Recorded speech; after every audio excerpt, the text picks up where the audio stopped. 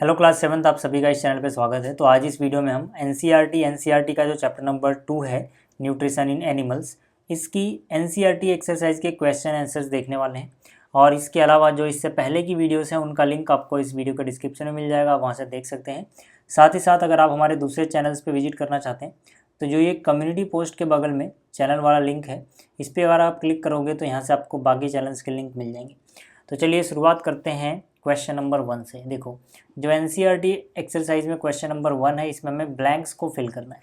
ठीक, तो यहाँ पर जो इसका ए पार्ट है इसमें दिया है the main steps of nutrition in humans are, मतलब कि यहाँ पे हमें जो मेन स्टेप्स हैं न्यूट्रिशन के ह्यूमन बीइंग में उसको बताना है। तो देखो, सबसे पहले क्या होता है इंजेक्शन यानी इनटेक ऑफ फूड, उसके बाद क्या होता है डाइजेशन, उसके बाद क्या होता है एब्जॉर्प्शन, उसके बाद क्या होता है एसिमिलेशन और सबसे लास्ट में क्या होता है इजेक्शन। ठीक है, तो ये सारी प्रोसेस क्या होती हैं अगर आपको डिटेल में समझना है तो इस चैप्टर की जो फर्स्ट वीडियो है, ठीक है ना, पार्ट 1 लेक्चर 1, उसको आप देखना, आपको ये सारी चीज़ें अच्छे से समझ में आ जाएंगी। ठीक है, इसके बाद अगर मैं इसके पार्ट बी की बात करूँ तो यहाँ पे बोला गया है दी largest gland in the human body is, जो लार्जेस्ट ग्लैंड होती है ह्यूमन बॉडी में वो क्या होती है। तो ये जब मैंने आपको चैप्टर पढ़ाया था तब भी बताया था कि जो लिवर है ये हमारी बॉडी का लार्जेस्ट ग्लैंड है। ठीक, इसके बाद जो इसका पार्ट सी है इसमें बोला गया है the stomach releases hydrochloric acid and dash juices which acts on food.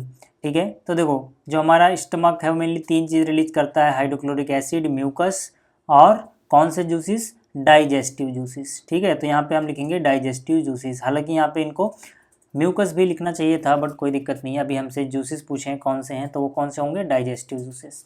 ठीक, पार्ट डी की बात करें अगर हम तो यहाँ पे लिखा है the inner wall of the small intestine has many finger like outgrowths called dash. तो ये भी मैंने आपको बताया था कि भाई जो हमारी छोटी आंत होती है, स्मॉल इंटेस्टाइन होती है, इसमें फिंगर लाइक आउटग्रोन्स या प्रोजेक्शंस होती है जिसे हम बोलते हैं विली। ठीक है, तो यहाँ पे आ जाएगा विली। इसके बाद जो इसका अगला हिस्सा है इसमें बोला गया है amoeba digest its food in the food vacuole. ठीक है, ये भी अमीबा के बारे में मैंने पिछले ही लेक्चर में आपको पढ़ाया था, लेक्चर नंबर 2 में, तब मैंने आपको बहुत अच्छे से समझाया था ये सब चीज़ें क्या होती हैं, अमीबा के बारे में पूरी प्रोसेस समझाई थी। ठीक है, चलिए क्वेश्चन नंबर 2 की बात कर लेते हैं। क्वेश्चन नंबर 2 में हमें जो ट्रू है उसको टी मार्क करना है और जो फॉल्स है उस पर एफ मार्क करना है। इसका पार्ट ए कहता है digestion of starch starts in stomach, जो कि गलत बात है। ठीक है, हमने देखा था कि जब हम फूड का इंटेक करते हैं तो हमारे मुंह में ही जो सलाइवा होता है वो सलाइवा स्टार्च को शुगर में कन्वर्ट करना शुरू कर देता है, यानी कि स्टार्च का डाइजेशन वहीं से शुरू हो जाता है, जबकि इन्होंने लिखा है स्टमक से होता है, तो हम बोलेंगे ये फॉल्स है। ठीक है, अगला क्या है, अगला है the tongue helps in mixing the food with saliva, ये तो ठीक बात है, तो ये ट्रू है। ठीक है, सी पार्ट में बोला गया है गल ब्लैडर टेम्परेरीली स्टोर बाइल्स, ये भी सही बात है। ठीक है, ये भी मैंने आपको बताया था। ठीक है ना, गल ब्लैडर में क्या स्टोर होता है, बाइल जूस या बाइल। ठीक, डी पार्ट में बोला गया है the ruminants bring back swallowed grass into their mouth and chew it for some time. ठीक है, तो जो रूमिनेंट्स होते हैं जैसे गाय, भैंस, बकरी, ये खाने को निगल लेते हैं, पहले घास को निगल लेते हैं और फिर उसको वापस से मुंह में ला के उसको चबाते हैं। ठीक है, तो ये तो ठीक बात है, इसको हम ट्रू बोलेंगे। ठीक, अगला जो क्वेश्चन नंबर 3 है इसमें बोला गया है टिक मार्क करो जो करेक्ट आंसर है। चलो देखते हैं इसका पार्ट ए क्या है। पार्ट ए है जिसमें बोला गया fat is completely digested in the dash. ठीक है, हमारे पास यहाँ पे अलग अलग ऑप्शन दिए गए हैं, तो इनमें से कहाँ पर जो फैट है, ठीक है, वो कम्प्लीटली डाइजेस्ट हो जाता है, तो इसका सही उत्तर हो जाएगा छोटी आंत यानी स्मॉल इंटेस्टिन। ठीक, पार्ट बी जो है इसमें बोला गया है water from the undigested food is absorbed mainly in the, यानी कि जो अनडाइजेस्टेड फूड है उसमें से वाटर एब्जॉर्ब कहाँ पे होता है मेनली, तो इसका सही उत्तर क्या है, लार्ज इंटेस्टिन। ठीक, क्वेश्चन नंबर जो 4 है इसमें हमें मैच करने हैं। ठीक है, कॉलम 1 के आइटम को कॉलम 2 के आइटम से। कॉलम 1 में हमें फूड कंपोनेंट्स दिए गए हैं और जो कॉलम 2 है इसमें हमें प्रोडक्ट्स दिए गए हैं जिसमें ब्रेक होके वो डाइजेस्ट होते हैं। ठीक है, तो कार्बोहाइड्रेट है, यहाँ प्रोटीन है, यहाँ फैट है, तो जो कार्बोहाइड्रेट है वो किस में ब्रेक होता है, शुगर में। ठीक है ना, उसके बाद वो डाइजेस्ट होता है। ठीक है, प्रोटीन की मैचिंग किससे होगी, अमीनो एसिड से। ये सब मैं आपको समझा चुका हूँ जब मैंने आपको चैप्टर पढ़ाया था। ठीक है ना, फैट्स किस में ब्रेक होते हैं, फैटी एसिड और ग्लिसरॉल में। ठीक है, तो फिर से बोल रहा हूँ, अगर आपको ये सारी चीज़ें बहुत अच्छे से समझनी है तो आप चैप्टर की वीडियो देख लेना, लिंक इस वीडियो के डिस्क्रिप्शन में है। ठीक, आगे बात करते हैं क्वेश्चन नंबर 5 की। ठीक है, बहुत ही इंपॉर्टेंट क्वेश्चन है, इसको इंपॉर्टेंट मार्क कर लेना। ठीक है ना, अक्सर ये क्वेश्चन पूछा जाता है। इसमें बोला गया what are villi, what is there location and function. मतलब विली क्या है, इनकी लोकेशन यानी कहाँ पे होते हैं और इनका क्या फंक्शन है। ठीक है, तो आपको याद रखना है the inner lining of the small intestine has thousands of finger like outgrowth called villi. यानी कि जो हमारी छोटी आंत होती है, इसके अंदर की लिनिंग पे, अंदर की सतह जो है वहाँ पे फिंगर लाइक प्रोजेक्शंस होती हैं। ठीक है, और इन्हीं प्रोजेक्शन को या आउटग्रोथ को विली बोला जाता है। ठीक, फंक्शन क्या है विली का, पहला फंक्शन है कि ये इंक्रीज कर देते हैं सरफेस एरिया फॉर एब्जॉर्प्शन। ठीक है, क्योंकि जो छोटी आंत में कंप्लीट डाइजेशन हो जाता है, तो जो डाइजेशन के लिए, ठीक है, क्योंकि जो छोटी आंत है वहाँ पे कंप्लीट डाइजेशन हो जाता है, तो वहाँ से फिर जो चीज़ें डाइजेस्ट हुई हैं उनको एब्जॉर्ब करना होता है ना, तो उसके लिए जितना ज़्यादा सरफेस एरिया रहेगा उतना अच्छे से वो एब्जॉर्ब होगा। तो जो विली होते हैं वो इंक्रीज कर देते हैं सरफेस एरिया एब्जॉर्प्शन के लिए। ठीक है, पहला फंक्शन तो ये। दूसरा फंक्शन क्या है कि जो विली होते हैं रिचली सप्लाइड होते हैं with blood vessels which absorbs digested food. यानी कि विली जो है ब्लड वेसल से कनेक्टेड होते हैं, खून से, तो इनके थ्रू जो न्यूट्रिएंट्स हैं, ठीक है, जो पचा हुआ भोजन उसमें जो न्यूट्रिएंट्स हैं, ठीक है, वो सारे न्यूट्रिएंट्स एब्जॉर्ब होके सीधा ब्लड में चले जाते हैं। ठीक है, तो ये दो फंक्शन आप याद रखना इनके। चलो अगला जो क्वेश्चन है यानी क्वेश्चन नंबर 6, इसमें बोला गया where is the bile produced. Bile कहाँ पे प्रोड्यूस होता है, which component of the food does it help to digest. ठीक है, मतलब जो ये बाइल है ये कौन से कंपोनेंट को डाइजेस्ट करने में मदद करता है। तो पहले बात करते हैं कहाँ पे प्रोड्यूस होता है। तो bile is produced in the liver, जो आपका लिवर है वहाँ पे बाइल प्रोड्यूस होता है।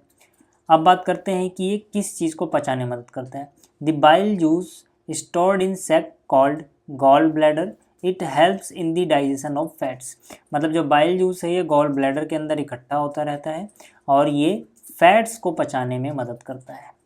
ठीक है, अगला जो क्वेश्चन है क्वेश्चन नंबर 7, इसमें बोला गया है name the type of carbohydrate that can be digested by ruminants but not by humans, give the reason also. मतलब हमें वो कार्बोहाइड्रेट बताना है जो डाइजेस्ट हो जाता है रूमिनेंट्स के द्वारा, लेकिन ह्यूमन उन्हें डाइजेस्ट नहीं कर सकते। हमें कारण भी बताना है। देखो यार, रूमिनेंट्स का मतलब क्या, घास खाने वाले वो जीव जो खाने को पहले तो निगल लेते हैं घास वगैरह को, लेकिन फिर से वो जो घास है वो वापस से, ठीक है ना, पार्शली डाइजेस्ट होकर वापस से उनके मुंह में आती है और फिर से उसको चबाते हैं, जैसे गाय भैंस बकरी। ठीक है, तो ये जो लोग हैं ना, ये जिस कार्बोहाइड्रेट की बात की गई है उसका नाम है सेल्यूलोज। तो ये सब सेल्यूलोज को आसानी से पचा लेते हैं। क्यों? क्योंकि इनके पेट में कुछ खास तरह के बैक्टीरिया पाए जाते हैं जो सेल्यूलोज को पचाने में मदद करते हैं। लेकिन इंसान ऐसा नहीं कर सकता क्योंकि इंसान के बॉडी में वो बैक्टीरिया नहीं होते। तो इसका रीज़न हम लिखेंगे कि भाई जिस कार्बोहाइड्रेट की बात की जा रही है वो पहली बात तो सेल्यूलोज है। यहाँ पे हम लिखेंगे cellulose is the carbohydrate that can be digested by ruminants but not by humans. क्यों? Because the cellulose of the food is digested by the action of certain bacteria which present in ruminants but not in humans। ठीक है, मतलब ये certain bacteria की मदद से पचाया जाता है, जो बैक्टीरिया रूमिनेंट्स में तो पाए जाते हैं लेकिन ह्यूमन में नहीं पाए जाते हैं, इसीलिए ह्यूमन इन्हें नहीं पचा सकते। ठीक है, अगला क्वेश्चन क्या, why do we get instant energy from glucose. Glucose से आपको तुरंत एनर्जी मिल जाती है, ऐसा क्यों होता है? ठीक है, जबकि अगर आप कुछ और खाते हो तो पहले वो बिल्कुल अच्छे से पचता है, ठीक है ना, अलग अलग फॉर्म में कन्वर्ट होता है, फिर उसके न्यूट्रिएंट एब्जॉर्ब होते हैं, फिर आपको कहीं जाके सेलुलर एनर्जी मिलती है। लेकिन ग्लूकोज से इंस्टेंट एनर्जी मिल जाती है, बहुत जल्दी एनर्जी मिल जाती है। ऐसा क्यों हो रहा है ये पूछा गया है। तो देखो इसका आंसर क्या है, इसका आंसर है glucose is a simplest form of sugar which is easily absorb by blood where the carbohydrates are first broken down into the glucose and then absorb, hence glucose gives instant energy. मतलब क्या है कि जो glucose होता है ना, glucose भी एक कार्बोहाइड्रेट ही है। ठीक है, ये बिल्कुल सिंपलेस्ट फॉर्म होती है, ठीक है, शुगर की। जो आसानी से बॉडी में एकदम एब्जॉर्ब हो जाता है और हमें इंस्टेंट एनर्जी मिल जाती है। लेकिन जो दूसरे तरह के कार्बोहाइड्रेट है ना, पहले उनको ब्रेक डाउन किया जाता है अलग अलग फॉर्म में, उसके बाद वो एब्जॉर्ब होते हैं। लेकिन ग्लूकोज के साथ ऐसा नहीं है, ठीक है। ग्लूकोज क्या है, सिंपलेस्ट फॉर्म में, तो ये डायरेक्टली एब्जॉर्ब हो जाता है और इसीलिए हमें इससे इंस्टेंट एनर्जी मिल जाती है। ये भी हो गया।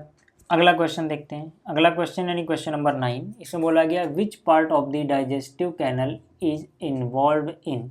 Option A absorption of food. तो एब्जॉर्प्शन ऑफ फूड कहाँ पे होता है, छोटी आंत में, तो यहाँ पे आएगा स्मॉल इंटेस्टाइन, ठीक है। दूसरा क्या है, chewing of food. Chewing of food कहाँ पे होता है, माउथ में होता है। इसकी जगह आप बकल कैविटी भी लिख सकते हो, ठीक। जो इसका थर्ड वाला हिस्सा है, इसमें बोला गया किलिंग ऑफ बैक्टीरिया, ठीक है। बैक्टीरिया कहाँ पे मारे जाते हैं, स्टमक में। स्टमक में आपको बताया था कि HCl रिलीज होता है, हाइड्रोक्लोरिक एसिड, ठीक है, जो बहुत सारे बैक्टीरिया को मार देता है जो खाने के थ्रू हमारे पेट में चले गए थे, ठीक। चौथा क्या है, कंप्लीट डाइजेशन ऑफ फूड कहाँ पे होता है, ये तो मैंने बताया था कि भाई जो स्मॉल इंटेस्टाइन है इसको हम कंप्लीट डाइजेशन की साइट बोलते हैं, ठीक।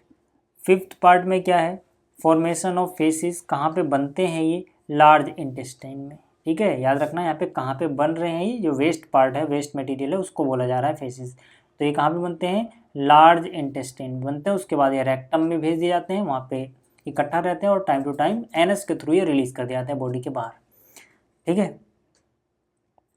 अगला जो क्वेश्चन है यानी क्वेश्चन नंबर 10, इसमें बोला गया right one similarity and one difference between the nutrition in amoeba and human beings, ठीक है। तो एक सिमिलैरिटी और एक डिफरेंस बताना है, ठीक है।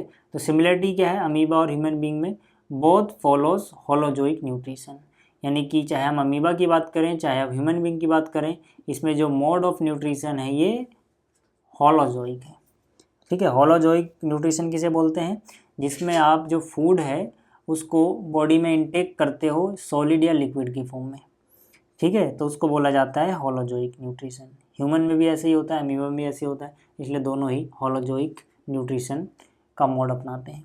डिफरेंस क्या है, डिफरेंस है कि भाई जो ह्यूमन है ये टेक करता है food through mouth, but amoeba captures food by using pseudopodia, ठीक है। ये सब मैंने आपको समझाया हुआ है। चलिए अगला जो क्वेश्चन है यानी क्वेश्चन नंबर 11, इसमें हमें मैचिंग करनी है कॉलम 1 के आइटम को कॉलम 2 के आइटम से। तो यहाँ पे सबसे पहले क्या है, कॉलम 1 में सैलिवरी ग्लैंड।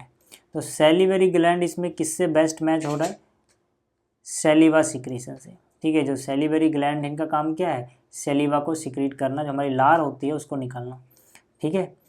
अगला क्या है, स्टमक। तो स्टमक इन सब में से किससे बेस्ट मैच होगा, ये एसिड रिलीज करता है स्टमक में।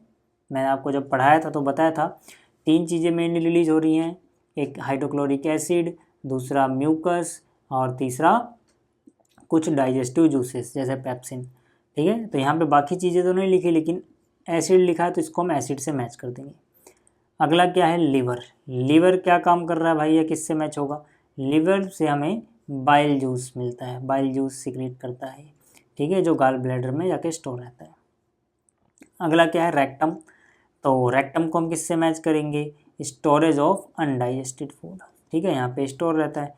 स्मॉल इंटेस्टिन को किससे मैच करोगे आप, डाइजेशन इज कंप्लीटेड, ठीक है। अभी हमने ऊपर फिलिंदा ब्लैंक्स में भी देखा था कि भैया स्मॉल इंटेस्टाइन को कंप्लीट डाइजेशन की साइट बोला जाता है। लार्ज इंटेस्टाइन को हम किससे रिलीज करेंगे, किससे लिंक करेंगे, मतलब एब्जॉर्प्शन ऑफ वाटर, ठीक है। यहाँ पे अनडाइजेस्टेड फूड से वाटर एब्जॉर्ब कर लिया जाता है, ठीक। चलो अगला क्वेश्चन क्या है भाई, लेबल करना है हमें डाइजेस्टिव सिस्टम को। तो यहाँ पे अलग अलग हिस्से हैं, उसको लेबल करना है। देखो ये जो हिस्सा है इसे हम क्या बोलते हैं, इसे हम बोलते हैं गॉल ब्लैडर, ठीक है।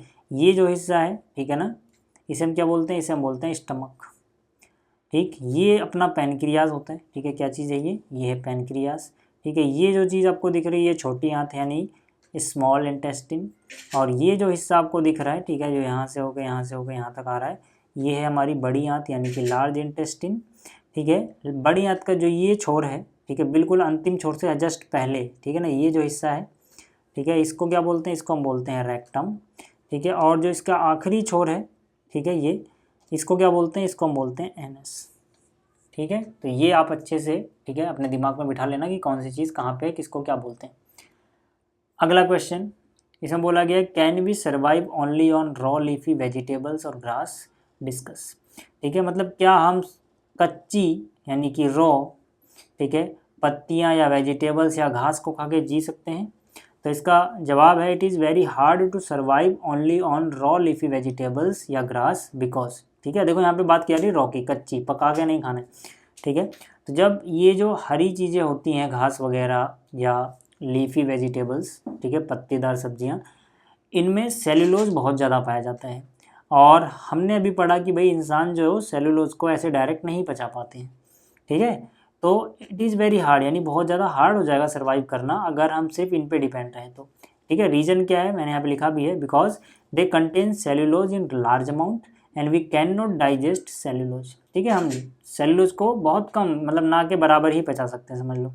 ठीक है, सेकेंड क्या है, we can not get all required nutrients such as carbohydrates, proteins, lipids, vitamins, minerals from them. ठीक है, मतलब यहाँ पे हमें सारे न्यूट्रिएंट्स नहीं मिलेंगे अगर हम सिर्फ यही चीज़ खाते रहें और कुछ ना खाएं, तो हमें बहुत सारे न्यूट्रिएंट्स की कमी हो जाएगी, हमारी बॉडी में डिफिशियंसी हो जाएगी और तरह तरह के रोग हो जाएंगे। तो मतलब सिर्फ रॉ लीफी वेजिटेबल्स या घास खा के जीना बहुत ज़्यादा हार्ड है। ठीक है, ऑलमोस्ट इम्पॉसिबल है, ज़्यादा टाइम तक कोई ऐसे जी नहीं पाएगा, इंसानों की बात कर रहा हूँ। ठीक है, अब आप ये मत कहना कि डॉक्टर तो हमें हरी पत्तेदार सब्जियां खाने को बोलते हैं, देखो पका के खाने को बोल रहे हैं वो लोग। ठीक है, यहाँ पे बात हो रही है ऐसी कच्चा चबाओ उन्हें, और वो भी सिर्फ हरी पत्ते वाली सब्जियाँ। ठीक है, इसमें आप ऐसी कोई सब्जी नहीं खाओगे जिसमें पत्तियों के अलावा कोई हिस्सा आप खा रहे हो। ठीक है, यहाँ पे सिर्फ पत्तियों को खाने की बात की गई है और घास को खाने की बात की गई है, वो भी कच्चा। तो कच्चा खाना बहुत, ठीक है, ज़्यादा हमारे लिए, ठीक है, हार्ड हो जाएगा। तो ये बात समझ में आ गई आपको? तो यार इस वीडियो में इतना ही। उम्मीद कर रहा हूँ आपको ये जो चैप्टर है न्यूट्रिशन इन एनिमल्स, ठीक है, इसकी एक्सरसाइज के क्वेश्चन समझ में आ गए होंगे। एक बार फिर से याद दिला दूं, जो हमारे बाकी के चैनल्स हैं अगर आप उनको देखना चाहते हैं तो कम्युनिटी पोस्ट के बगल में जो ये चैनल वाला सेक्शन है, यहाँ से आपको वो मिल जाएंगे, आप देख सकते हैं। तो थैंक यू, जल्दी मिलेंगे अगली वीडियो में।